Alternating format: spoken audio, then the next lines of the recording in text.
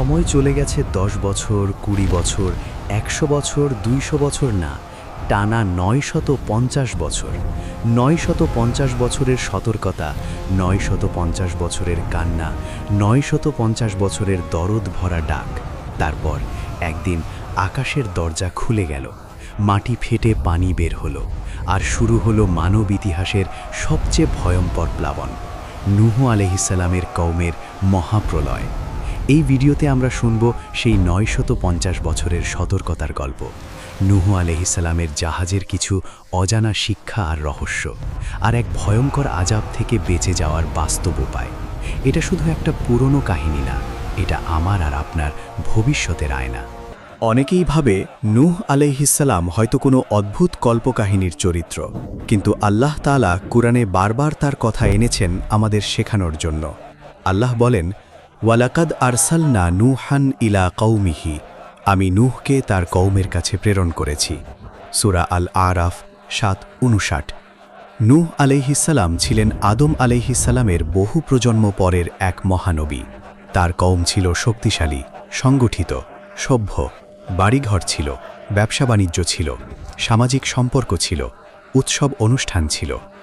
বাহ্যিকভাবে তারা আমাদের আজকের সমাজের মতোই, কিন্তু একটা জায়গায় তারা ভয়ঙ্করভাবে নষ্ট হয়ে গিয়েছিল, আকীদা, ঈমান। তারা আল্লাহকে ছেড়ে বিভিন্ন মূর্তিকে, বড়লোকদের স্মৃতিকে, ওদ, সুয়া, ইয়াগুস, ইয়াওক, নাসর এসবকে ইলাহ বানিয়ে নিয়েছিল। কেউ হয়তো সরাসরি বলতো এগুলোই আমাদের উপকার করে, আর কেউ বলতো না না, আমরা এগুলোকে শুধু মান রাখার জন্য রাখি, আসল তো আল্লাহই।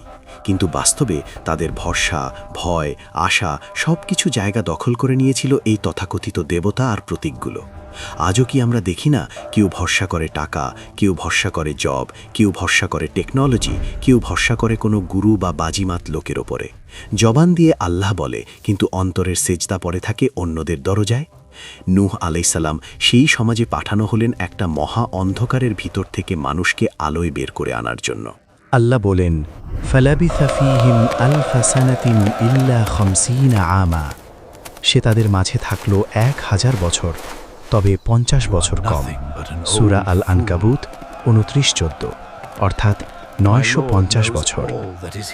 আমরা যদি ৫ বছর কোনো কাজ করে ফল না পাই, বলতে শুরু করি কিছুই তো হচ্ছে না, আর পারি না, ছেড়ে দেই।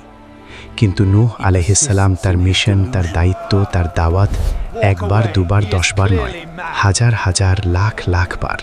তিনি নিজেই আল্লাহর কাছে বলছেন সূরা নূহে, রব্বি ইন্নী দাআউতু কওমি লাইলাও ওয়া নাহারা, হে আমার প্রতিপালক, আমি তো আমার কওমকে ডাক দিয়েছি রাত দিন।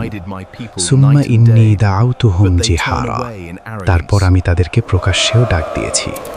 সুম্মা ইন্নী আ'লানতু লাহুম ওয়া আসরারতু লাহুম ইসরারা, তারপর আমি তাদের প্রকাশ্যেও বলেছি, আবার গোপনেও একান্তভাবে বুঝিয়ে বলেছি। সূরা নূহ ৭১:৫-৯।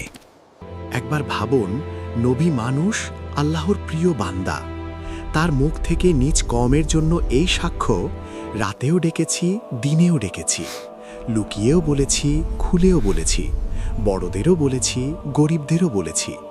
হয়তো রাতে সবাই ঘুমিয়ে পড়েছে, নূহ আলাইহিসসালাম একা বসে কাঁদছেন, হে আল্লাহ, আজকেও কেউ শুনল না, কালকে আবার চেষ্টা করব। এরপর পরের দিন, পরের বছর, পরের দশক, পরের শতাব্দী, একই কথা, একই ডাক, হে আমার কওম, আল্লাহর ইবাদত করো, তার সাথে কাউকে শরিক করো না। এ পথের শেষ মাথায় আছে আযাব। নূহ আলাইহিসসালাম ভাবলেন হয়তো তার কওম বুঝবে, কিন্তু বাস্তবতা ছিল ভয়ঙ্কর। আল্লাহ আমাদের জানান কিভাবে তারা নবীর দাওয়াতকে রিজেক্ট করেছিল। তারা বলল, আমরা তো তোমাকে আমাদের মতোই একজন মানুষ দেখি, যারা তোমাকে অনুসরণ করছো তারা তো সমাজের নিম্নবর্গের লোকজন, আমরা তোমার মধ্যে কোনো শ্রেষ্ঠত্ব দেখছি না। আবার তারা বলতো, তুমি আমাদের সঙ্গে অনেক তর্ক করে নিলে, যদি তুমি সত্যবাদী হও তবে যে আযাবের ভয় আমাদের দেখাও তাই তো আমাদের ওপর এনে দাও। তারা ভাবত, এই নূহ তো আমাদের মতোই সাধারণ মানুষ, ওর কথা শুনলে আমাদের স্ট্যাটাস কমে যাবে। গরিবেরা তো আগে থেকেই ওর আশেপাশে ঘুরে বেড়ায়, এখন আমরাও যদি যাই তাহলে আমাদের সম্মান থাকবে কই? এভাবে তারা হককে রিজেক্ট করতে গিয়ে সোশ্যাল স্ট্যাটাস আর ক্লাসের কথা চিন্তা করল। সূরা নূহে এসেছে, ওয়া ইন্নী কুল্লামা দাউতুহুম লিতাগফিরা লাহুম জাআলু আসাবিআহুম ফি আযানিহিম। আমি যখনই তাদেরকে ডেকেছি যেন তুমি তাদের ক্ষমা করো, তারা তখন নিজেদের আঙুলগুলো কানে ঢুকিয়ে দিত। واستغشوا ثيابهم وأصروا واستكبروا استكبارا। আর তারা নিজেদের কাপড় দিয়ে মুখ ঢেকে নিত। তারা অটল থাকত কুফরির উপর আর প্রবল অহংকার করত। সূরা নূহ ৭১:৭। দৃশ্যটা কল্পনা করুন, একজন বৃদ্ধ নবী রাস্তার এক পাশে দাঁড়িয়ে বলছেন, হে আমার কওম, আমার কথা শোনো, আল্লাহর দিকে ফিরে আসো। আরেক পাশে কিছু অভিজাত লোক হাত নাড়তে নাড়তে, হাসতে হাসতে কানে আঙুল গুজে দিচ্ছে, কাপড় দিয়ে মুখ ঢেকে বলছে, ও ওর কথা আর শুনবো না, যথেষ্ট হয়েছে। ওরা শুধু আল্লাহকে অস্বীকার করেনি, নিজেদের শেষ পরিণতিকে নিয়ে মজা করেছে। দাওয়াতের একটা সময় আছে। কোনো জাতি যখন এত বেশি জেদি, এত বেশি বেয়াদব হয়ে যায়, যখন হক আর বাতিলের মাঝখানে আর কোনো বিভ্রান্তি থাকে না, তখন আল্লাহর পক্ষ থেকে ফয়সালা নেমে আসে। একসময় নূহ আলাইহিস সালাম, যিনি ৯৫০ বছর ধরে দাওয়াত দিলেন, নিজ কওমের সম্পর্কে চূড়ান্ত সিদ্ধান্ত আল্লাহর কাছে তুলে ধরলেন। তার দোয়া কোরআনে এসেছে, রব্বি লা তাযার আলাল আরদি মিনাল কাফিরিনা দাইয়ারা। হে আমার প্রতিপালক, তুমি পৃথিবীতে কোনো কাফির বাসিন্দাকেই অবশিষ্ট রেখো না। ইন্নাকা ইন তাযারহুম ইউদিল্লু ইবাদাক ওয়ালা ইয়ালিদু ইল্লা ফাজিরান কাফফারা। নিশ্চয়ই তুমি যদি তাদের রেখে দাও, তবে তারা তোমার বান্দাদেরকে পথভ্রষ্ট করবে, আর তারা জন্ম দেবে শুধু পাপাচারী কৃতঘ্ন সন্তানদের। সূরা নূহ ৭১, ২৬, ২৭। এই কথা কোনো সাধারণ মানুষ বলছে না, এ কথা বলছেন একজন নবী, যিনি দশক পর দশক, শতাব্দী পর শতাব্দী ধরে নিজ মানুষের জন্য কেঁদেছেন, আহাজারি করেছেন, তাদের জন্য রহমত চেয়েছেন। কিন্তু শেষ পর্যন্ত তিনি যখন বলেন, হে আল্লাহ, এখন এদের কাউকে রেখো না, বোঝা যায় এ জাতি হকের সব দরজা নিজেরাই বন্ধ করে দিয়েছে। ফয়সালার সময় চলে এলো। আল্লাহ তাআলা নূহ আলাইহিস সালামকে এক অদ্ভুত আদেশ দিলেন। আল্লাহ বলেন, ওয়াসনাইল ফুলকা বি আয়ুনিনা ওয়া ওয়াহয়িনা। তুমি আমার তত্ত্বাবধানে ও আমার ওহির মাধ্যমে নৌকা তৈরি করো। সূরা হুদ ১১:৩৪। একটা সেই সময় যখন আকাশ নির্মল, স্থলভাগ শুকনো, কোথাও বিশাল প্লাবনের কোনো চিহ্ন নেই। এমন সময় নূহ আলাইহিস সালামকে বলা হচ্ছে, একটা বিশাল জাহাজ তৈরি করো। মানুষের চোখে এটা ছিল একেবারে পাগলামি। তারা বলতো, হে নূহ, আগে তো তুমি ছিলে আমাদের নসিহতকারী, এখন দেখি তুমি কাঠমিস্ত্রি হয়ে গেছো। আরে মরুভূমির মতো শুকনো জায়গায় জাহাজ বানাচ্ছে, কি হাস্যকর। কোরআনে এসেছে, ওয়ায়াসনাউল ফুলকা ওয়া কুল্লামা মাররা আলাইহি মালাউম মিন কওমিহি সাখিরু মিনহু। আর সে নৌকা তৈরিতে লিপ্ত থাকত, আর যখনই তার কওমের কোনো অভিজাত দল তার পাশ দিয়ে যেত, তারা তাকে উপহাস করত। সূরা হুদ ১১:৩৮। নূহ আলাইহিস সালাম তাদের বলতেন, ইন তাসখারু মিন্না ফা ইন্না নাসখারু মিনকুম কামা তাসখারুন। তোমরা যদি আমাদের নিয়ে ঠাট্টা করো, তাহলে আমরাও শীঘ্রই তোমাদের নিয়ে ঠাট্টা করব, যেমন তোমরা করছো। অর্থাৎ আজ তোমরা হাসছ, আগামীকাল ইতিহাস তোমাদের উপর হাসবে। এখানে একটা বড় রহস্য আছে। আল্লাহ চাইলে হঠাৎ পানি পাঠিয়ে দিতে পারতেন, হঠাৎ প্লাবনে সব শেষ করে দিতে পারতেন, কিন্তু তিনি প্রথমে বাঁচার রাস্তা তৈরি করালেন, জাহাজ। তারপর অনেক সময় ধরে লোকের চোখের সামনে সেই জাহাজ নির্মাণ হলো। এটা আসলে আল্লাহর সুন্নাহ। আযাবের আগে আল্লাহ বাঁচার রাস্তা দেখিয়ে দেন, হককে স্পষ্ট করে দেন। তারপর কে জাহাজে উঠবে, কে উঠবে না, সিদ্ধান্ত হয় মানুষের নিজের হাতে। অনেকেই জানতে চায়, জাহাজটা কত বড় ছিল, কোন কাঠ দিয়ে বানানো হয়েছিল, কত ডেক ছিল, কোথা থেকে কোথায় ভেসেছে। এইসব ব্যাপারে অনেক ইসরায়েলি রেওয়ায়েত আছে, কেউ বলে এত ফুট লম্বা, কেউ বলে এত তলা, কেউ বলে এরকম ওরকম ডিজাইন। কিন্তু কুরআন ও সহি হাদিস এসব ডিটেল নিশ্চিতভাবে বলেনি, তাই এগুলো নিয়ে জোর দিয়ে কথা বলার দরকার নেই। আসল রহস্য ডিটেইলে না, আসল রহস্য লেসনে, শিক্ষায়। এই জাহাজ ছিল আল্লাহর গজব থেকে বাঁচার, তাওহীদ আর আনুগত্যের ওপর দাঁড়ানো একমাত্র সেফ জোন। আজ আমাদের জন্যেও প্রশ্ন, আমার আর তোমার জাহাজ কি? সেই কাঠের নৌকা আজ নেই, কিন্তু আজকের নাজাতের নৌকা হল খাঁটি তাওহীদ, 5 ওয়াক্ত সলাত, তওবা, গুনাহ থেকে ফিরে আসা, আল্লাহ ও তার রাসূলের সাল্লাল্লাহু আলাইহি ওয়াসাল্লামের আনুগত্য। যে নিজের জীবনকে এই জিনিসগুলোর ওপর দাঁড় করাচ্ছে, সে আসলে নিজের নাজাতের জাহাজ বানাচ্ছে। আর যে হাসাহাসি করছে, আযাবের কথা শুনে বলে এরকম কিছু হবে নাকি, সে হচ্ছে নূহ আলাইহিস সালামের কওমের উত্তরসূরি। সময় এসে গেল, আল্লাহর ফয়সালা দিন। আল্লাহ বলেন, হাত্তা ইদা জাআ আমরুনা ওয়াফারাত তান্নূর। অবশেষে যখন আমার আদেশ এসে গেল আর চুল্লি তন্নূর থেকে প্রবলভাবে পানি উথলে উঠল। চুল্লি জমিনের ফাঁক ফোকর, মাটির ভিতর থেকে পানি ফুঁসে বের হতে শুরু করল। এটা আর সাধারণ বৃষ্টি ছিল না, এটা ছিল আযাবের শুরু। আল্লাহ তখন নূহ আলাইহিকে বললেন, কুলনা ইহমিল ফিহা মিন কুল্লিন যাওজাইন ইসনাইন। আমি বললাম, তুমি এতে নৌকায় প্রত্যেক প্রজাতির প্রাণী 2টি করে জোড়া উঠাও, আর তোমার পরিবারবর্গকে ও ঈমানদারদের যারা ঈমান এনেছে। হুদ 11:40-41 মূল ভাব। নূহ আলাইহি ডাক দিলেন। যারা এতদিন গোপনে প্রকাশ্যে ঈমান এনেছিল তারা এগিয়ে এলো।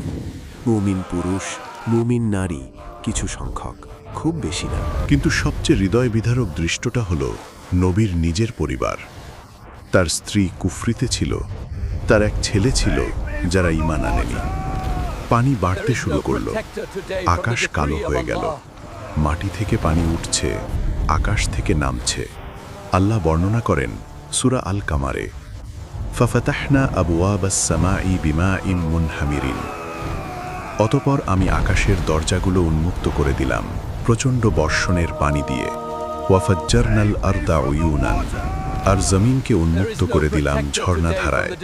সূরা আল কামার 54-11-12। নূহ আলাইহির চোখের সামনে তার ছেলে, কিছু বর্ণনা অনুযায়ী তার নাম ছিল ক্যানান বা ইয়াম, আল্লাহই ভালো জানেন। সে পাহাড়ের দিকে দৌড়াতে শুরু করল।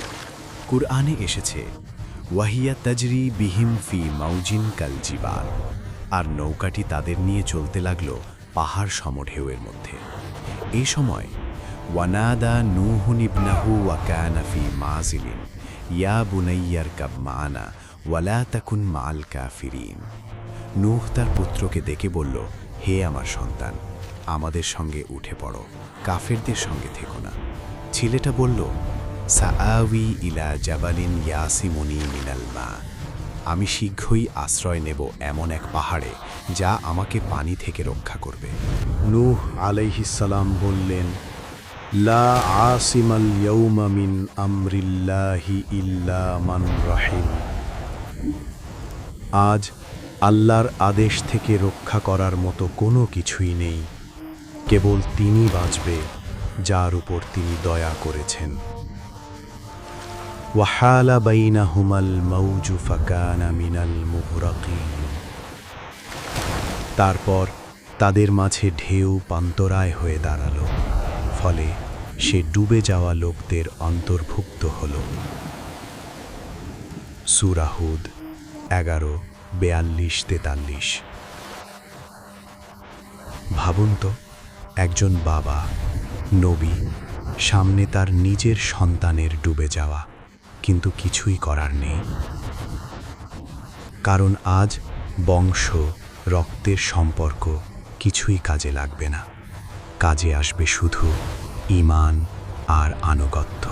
এখন আমরা কল্পনা করার চেষ্টা করি সেই মহাপ্লাবনের ভয়ঙ্কর চিত্রটা।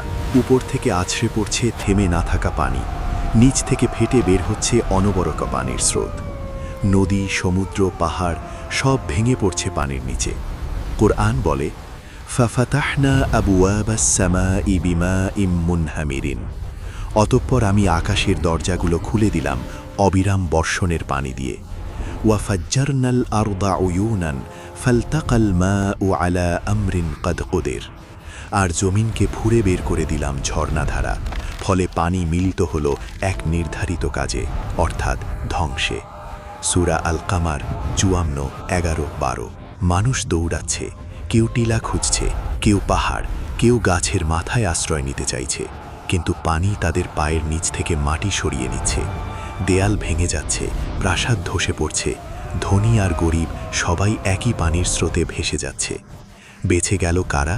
শুধু তারা যারা আগে নূহ আলাইহিস সালামের সতর্কতাকে গুরুত্ব দিয়েছিল, যারা হয়তো উপহাস সহ্য করে গোপনে ঈমান এনেছিল, আর আজ সগর্ভে নৌকায় উঠে বসেছে। কেউ কেউ বলে এ প্লাবন ছিল সারা পৃথিবী জুড়ে, কেউ বলে ছিল একটি বৃহৎ অঞ্চলে সীমাবদ্ধ। এটা নিয়ে আলেম আর গবেষকদের মাঝে মতভেদ আছে, কিন্তু একটা ব্যাপার স্পষ্ট, নূহ আলাইহির কওম যারা তার অবাধ্য হয়েছিল তারা কেউই রেহাই পায়নি। আল্লাহর আযাব যখন নামে তখন কোনো টেকনোলজি, কোনো পাহাড়, কোনো মানব নির্মিত সিস্টেম কিছুই রক্ষা করতে পারে না, যদি না আল্লাহ নিজে তাকে বাঁচাতে চান। কত দিন কেটেছে, ঠিক কত মাস নৌকাটি এভাবে চলেছে, এসব নিয়ে বিভিন্ন মত আছে। আল্লাহ ঠিক সংখ্যা আমাদের জানাননি। এক সময় ফয়সালার পর্ব শেষ হলো। আল্লাহ বলেন, ওয়াকিলা ইয়া আরদুবলা ইমা আকি ওয়া ইয়া সামা উ আকলিআই ওয়াগীদাল মা উ আকুদিয়াল আমরু। আর বলা হলো, হে পৃথিবী, তুমি তোমার পানি গিলে নাও, হে আকাশ, তুমি থেমে যাও। ফলে পানি সরে গেল আর কাজ শেষ হয়ে গেল।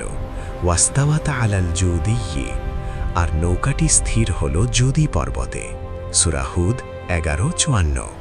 আকাশ পরিষ্কার হতে লাগল, সূর্যের আলো উঠল পানির বিশাল সমুদ্রের উপরে।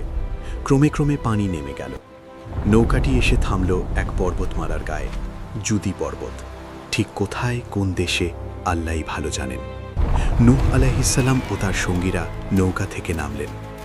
বহুদিন পর শুকনো জমিনের মাটি ছুঁয়ে তারা সিজদায় লুটিয়ে পড়লেন। তাদের পিছনে এক ইতিহাস, অহংকারে ভরা এক জাতির সমাধি। তাদের সামনে এক নতুন ইতিহাস, এক ছোট্ট ঈমানদার জামাতের হাত ধরে নতুন মানব সভ্যতার সূচনা। আল্লাহ বলেন, সালামুন আলা নূহিন ফিল আলামিন ইন্না কাযালিকা নাজজিল মুহসিনিন। সমস্ত জগতে নূহের উপর শান্তি বর্ষিত হোক, আমি এভাবেই সৎকর্মশীলদেরকে প্রতিফল দিয়ে থাকি। সূরা আস-সাফফাত 79-80। এখন প্রশ্ন, এই গল্প আমরা কেন শুনলাম? শিশুর গল্পের মতো শুধু কাহিনী শোনার জন্য না, বরং আমাদের আজকের বাস্তবতার সঙ্গে মিলিয়ে দেখার জন্য। 1. দাওয়াত ও ধৈর্যের রহস্য।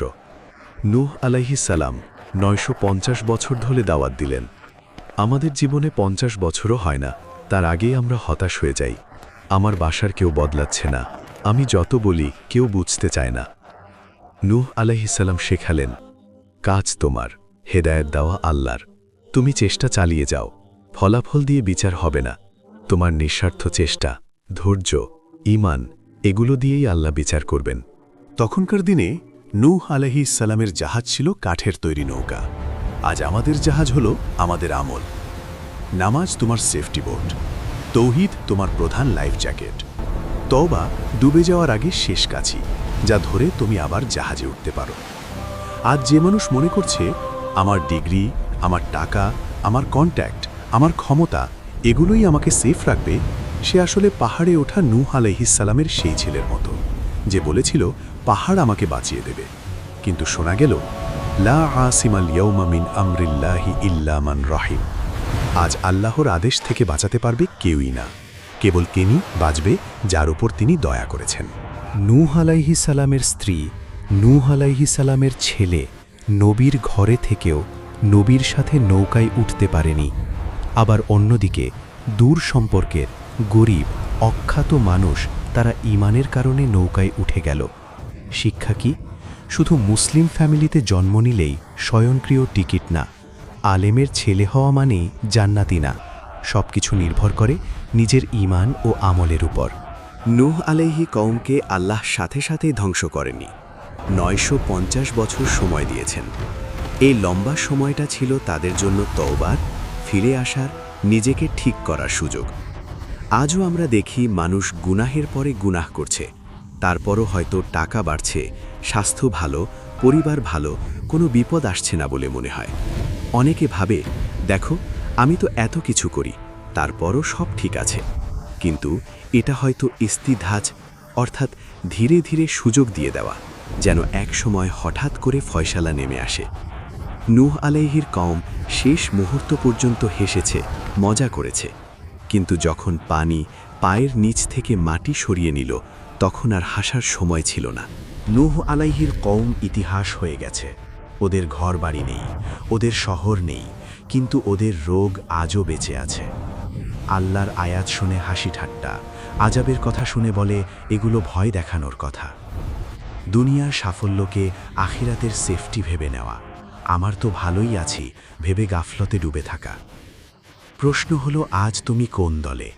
নূহ আলাইহির পাশে দাঁড়ানো কম সংখ্যক কিন্তু সত্যের ওপর অটল সেই মুমিনদের দলে, নাকি বড় সংখ্যা, ক্ষমতা, সম্পদ নিয়ে হাসতে হাসতে প্লাবনের দিকে ছুটে চলা সেই ডুবন্ত কওমের দলে? এ কাহিনী তোমাকে ভয় দেখানোর জন্য না, বরং উদ্ধার হওয়ার রাস্তা দেখানোর জন্য। আজ যদি তুমি আল্লাহকে একমাত্র ইলাহ মেনে নাও, নামাজকে গুরুত্ব দাও, বড় গুনাহ থেকে সত্যিকারের তওবা করো, হারাম কামাই, সুদ, অন্যায়, জুলুম এসব ছেড়ে দেওয়ার সিদ্ধান্ত নাও, নিজের পরিবারকে, সন্তানদেরকে নূহ আলাইহিস সালামের মতো ভালোবাসা দিয়ে আল্লাহর পথে ডাকতে শুরু করো, তাহলে তুমি আসলে নিজের নাজাতের জাহাজ বানাতে শুরু করেছো। একদিন আসবে, এই পৃথিবীর জীবন শেষ হবে, আবার এক ভয়ঙ্কর দিনের ঘোষণা হবে। তখন আর কোনো পাহাড়, কোনো প্রাসাদ, কোনো ব্যাংক ব্যালেন্স, কোনো পরিচিত মানুষ কাউকেই পাওয়া যাবে না। সেদিন বাঁচবে কারা? শুধু তারা যারা দুনিয়ার জীবনে নূহ আলাইহিস সালামের গল্প শুনে নিজেদের জীবনটা বদলাতে পেরেছিল। আল্লাহ বলেন, ইন্না ফি যালিকা লাআয়াতা ওয়া মা কানা আকথারুহুম মুমিনিন। নিশ্চয়ই এতে রয়েছে এক বিরাট নিদর্শন, কিন্তু তাদের অধিকাংশই ছিল না মুমিন। সূরা আশ-শুআরা 26-121। হে আল্লাহ, আমাদেরকে সেই অল্প সংখ্যক মানুষের দলে লিখে নাও যারা তাওহীদের জাহাজে উঠতে পেরেছে। আমাদের অন্তরকে নূহ আলাইহিস সালামের কওমের মতো জেদি আর অহংকারী করো না। আমাদেরকে হেদায়েত দাও, আমাদের পরিবারকে হেদায়েত দাও, আর আমাদের শেষটা করো ঈমানের ওপর তোমার রহমতের ছায়ায়। আমিন।